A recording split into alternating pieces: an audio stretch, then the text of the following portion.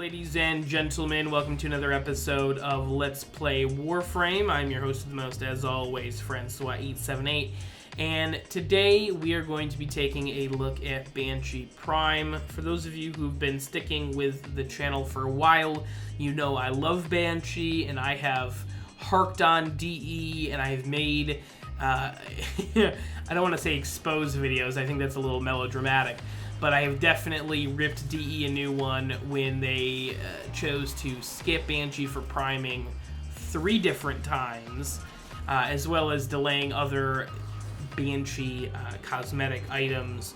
So to finally get my hands on Banshee Prime after all this time is absolutely incredible. And was the wait worth it? Yes. Yes, it absolutely was. In this video, we're going to be talking about a couple of builds that I have for you guys, my personal build as well as a power strength focused build. And we're also going to talk briefly about the general aesthetics and design for Banshee Prime and what I think of them. That's completely subjective, and that's up to you guys if you want to watch that part. But we're definitely going to be doing the builds first. But as far as the differences between Banshee and Banshee Prime, Banshee Prime has an extra pre-installed polarity. She's got 2 V polarities and the dash, which obviously the dash is the new polarity, which is great. Banshee definitely has a lot of dash polarity mods that go well with pretty much any build that you can think of with her. She also has 25 extra energy at max rank versus regular Banshee, which is great for your casting frame, which Banshee absolutely is. It also helps with quick thinking, but we'll get into that in just a second. And the final upgrade for Banshee Prime is 65 armor versus the 15 armor in the vanilla version of Banshee. Now, this is very important because she pretty much got a buff in every area that she absolutely needed it in, which is great. She didn't get any superfluous buffs. Now, here's my first build for you guys today. Corrosive projection on. I did have to reforma my aura slot. V polarity is nice on the aura slot for growing power, but I really love corrosive projection and energy siphon for my caster frames. My next 3 mods that I'm going to be showing off here are Quick Thinking, Primed Flow, and Vitality. Those are going to be my survivability mods. This is kind of more of what this build is focused on. Obviously, Vitality is more health, Primed Flow is extra energy, great for casting abilities, and Quick Thinking allows you to basically it prevents lethal damage by draining your energy, so having Primed Flow on there is a great combination. Now, Transistent Fortitude and Constitution balance each other out, basically. Transistent Fortitude is positive power strength and negative power duration, and Constitution is positive power duration, as well as a 40% chance for faster knockdown recovery, which is awesome. Getting knocked down as Banshee is pretty much a guaranteed death sentence, so getting up faster is awesome. That's also why I have Power Drift on this build. Extra power strength and a chance to resist knockdown is awesome. Now, I also have Streamline on this build. More efficiency is great. You're going to be casting lots of abilities.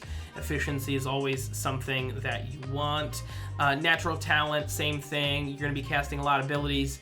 Casting abilities faster can be the difference between living or dying. For my final mod, I have the Resonance Augment. This is the Sonar Augment. It's a really, really solid mod. Savage Silence also works really well in that last slot. It just kind of depends on your playstyle and what you're hoping to do. This is my second build for you guys. This is a much more of a focus on power strength, but it does change the build up, and it does turn Banshee into a glass cannon. Corrosive Projection, Power Drift, same aura, same Exilus mods. And as far as the rest of the build goes, I actually have Fleeting Expertise, Blind Rage and Narrow Minded on there. Those are your big main corrupted mods. Basically, it balances everything out except for power range, but I have Stretch on there to kind of balance that. Power range was part of this build that I wasn't really sure on until I actually started playing. I thought that her reduced range would hurt her. Not really. 80% is manageable. It really is. Streamlined is also on here just to give a little bit more efficiency, because you are still going to be using a lot of sonar, a lot of sonic boom, and silence on occasion. Intensify, obviously just more power strength. This is a power strength focused build. And I've got quick thinking on there as well, again, to help with my survivability.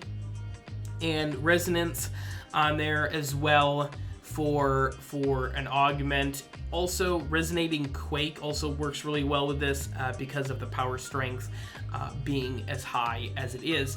Now, the problems with this build is I was not able to get natural talent or primed flow on here. Primed flow is a really solid mod pretty much on any Banshee or Banshee Prime build, and having that extra power is great, especially when you have quick thinking. Natural talent, same thing.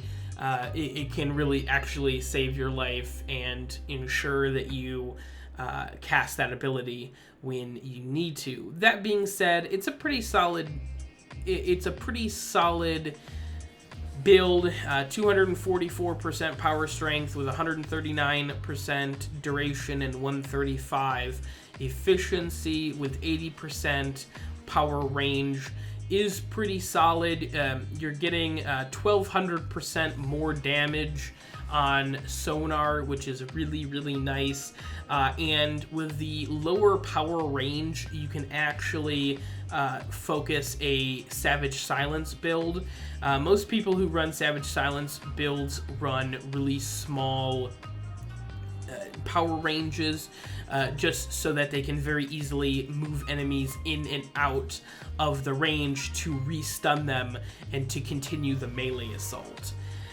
The overall, I like both builds. I'm a little bit less familiar with the second build. I actually built that specifically for this video, but I'm definitely going to take a longer look at it because it's definitely a solid build and it seems like a lot of fun. You know, I don't generally run Banshee with as few survivability mods as that second build provides, so it's definitely something new and different for me, so I think I'm going to enjoy running that for the next couple of weeks. Now, those are the builds. That's your information. Now we're going to get into the subjective stuff. If you guys want to check out now, I totally understand. The overall design for Banshee, I wasn't really sure about at first. When the images of Banshee Prime were first initially leaked, I was like, ooh, that's awfully different. that doesn't look like Banshee at all. And I will say that it took me probably 2 weeks to really get on board, but the overall design is really great.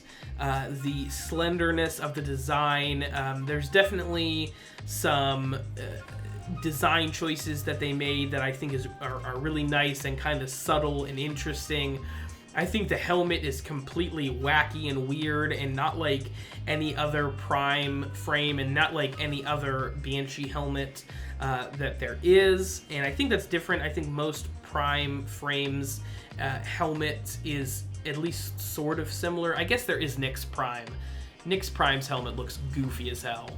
So I guess I shouldn't entirely say that. But overall, I think the design is awesome. I think that it definitely flows well. I'm glad they kept the shoulder armor, but gave it kind of a unique, slender look about it. I think that was a lot of what people's arguments were about Banshee's shoulder spike, is that it was big and gaudy and awful looking. And so they changed it up enough that it really goes well with a lot of different armor sets, and it's just in general a really cool piece. overall, like I said, I'm completely biased when it comes to Banshee. I love Banshee Prime. She's a great frame. Is there a couple of things I would improve? Yeah, I'd really love to be able to reload and use Sonic Boom at the same time, but that's life, you know? Thank you guys very much for coming. Let me know what you guys think about Banshee Prime in the comments section down below. And until next time, I have been your host with the most, as always, Francois878, signing off.